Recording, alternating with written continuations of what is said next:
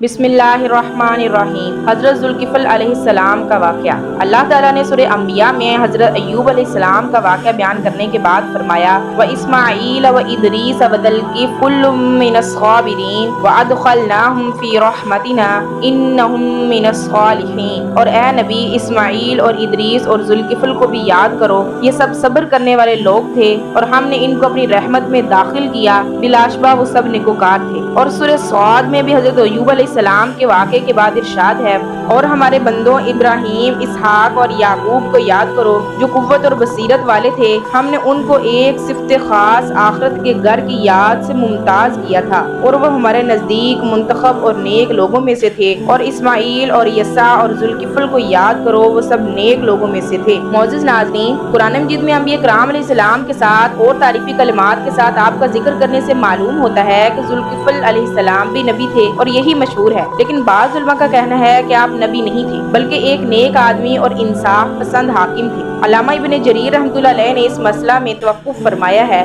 और किसी भी पहलू को तरजीह नहीं दी। हजरत मुजाहिद रहमतुल्लाह अलैह से रिवायत है, उन्होंने फरमाया, आप नबी नहीं थे बल्कि नेक आदमी थे। आपने अपनी कौम की रहनुमाई की और इनमें इंसाफ करने की जिम्मेदारी उठाई थी, इसलिए ज़ुल्किफ़ल यानी जिम्मेदारी उठाने वाले के नाम से मशहूर हुई। हजरत मुजाहिद रहमतुल्लाह अलैह से रवायत है, उन्होंने बयान किया है कि जब हजरत यसा अलैहिस्सलाम बूढ़े हो गए तो आपने फरमाया, कितना अच्छा हो कि मैं अपना एक नायब मुकर्रर कर दूं जो मेरी जिंदगी में इन पर हुकूमत करे, ताकि मैं देख लूं कि वो कैसे काम करता है। अगर मुनासिब मालूम हो तो इसे अपनी वफात के बाद के लिए अपना नायब मुकर्रर कर दूं। आपने लोगों को जमा करके फरमाया, जो शख्स मेरी तरफ से आयद करदा 3 जिम्मेदारियां कबूल करेगा, मैं इसे अपना खलीफा मुकर्रर करूंगा। वो काम ये है कि दिन को रोजा रखे, रात को क़याम करे और गुस्सा ना करे। एक आदमी जो देखने में बिल्कुल मामूली सा लगता था उठा और बोला, मैं ये जिम्मेदारियां कबूल करता हूँ। फरमाया, तू दिन को रोजा रखा करेगा, रात को क़याम किया करेगा और गुस्से में नहीं आएगा। उसने कहा कि जी हाँ। इस दिन आपने इसे वापस कर दिया और अपना खलीफा नामजद नहीं किया। दूसरे दिन आपने फिर यही ऐलान फरमाया, सब लोग खामोश रहे।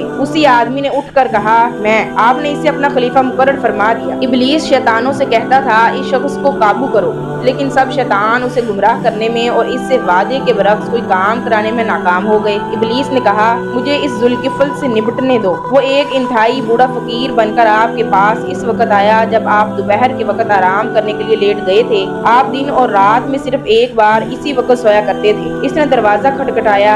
आपने फरमाया, कौन है? इसने कहा, एक मजलूम ज़ईफ बूढ़ा हूँ। आपने उठकर दरवाजा खोल दिया और वो अपनी कहानी सुनाने लगा। इसने कहा, मेरा अपनी कौम के लोगों से झगड़ा चल रहा है, उन्होंने मुझ पर जुल्म किया है और ये किया और ये किया। वो बात को तूल देता चला गया, हत्ता के कैलूले का वक्त गुजर गया और अदालत में जाने का वक्त हो गया। आपने बूढ़े से फरमाया, जब मैं अदालत में बैठूंगा तो तुझे तेरा हक दिलवा दूंगा। आप इस्लाम अदालत में आकर अपने मकाम पर बैठ गए। आपने इधर उधर देखा मगर बूढ़ा कहीं नजर न आया। अगले दिन भी आप लोगों के मुकदमात सुनते और फैसले करते रहे और इस बूढ़े का इंतजार करते रहे, लेकिन वो नजर न आया। जब आप वापस आकर बिस्तर पर कैलूले के लिए लेटे तो वो आकर दरवाजा खटखटाने लगा। आपने फरमाया, कौन है? इसने कहा, वही मजलूम ज़ईफ बूढ़ा हूँ। आपने दरवाजा खोला और कहा, मैंने तुझे कहा नहीं था कि जब मैं अदालत में बैठूंगा तो मेरे पास आना। इसने कहा, वो बड़े खबीस लोग हैं, इन्हें जब पता चला कि आप अदालत में तशरीफ ले गए हैं तो मुझे कहने लगे, हम तुझे तेरा हक दे देंगे। जब आपने अदालत बर्खास्त की तो वो मुकर गए। आपने फरमाया, अब चला जा, जब मैं अदालत में जाऊंगा तब आ जाना। इस तरह आप इस दिन भी कैलूला न कर सके। आप अदालत में गए और इसका इंतजार करते रहे, लेकिन वो कहीं नजर न आया। आपके लिए नींद पर काबू पाना मुश्किल हो गया तो आपने घर वालों से कहा, मुझे सख्त नींद आ रही है, तुम किसी को दरवाजे के करीब न आने देना, मैं जरा सो लूं। इस वक्त वो बूढ़ा दोबारा आ गया। दरवाजे पर मौजूद आदमी ने कहा, पीछे रहो, पीछे रहो। इसने कहा कि मैं कल भी इनकी खिदमत में हाजिर हुआ था और अपना मसला पेश किया था।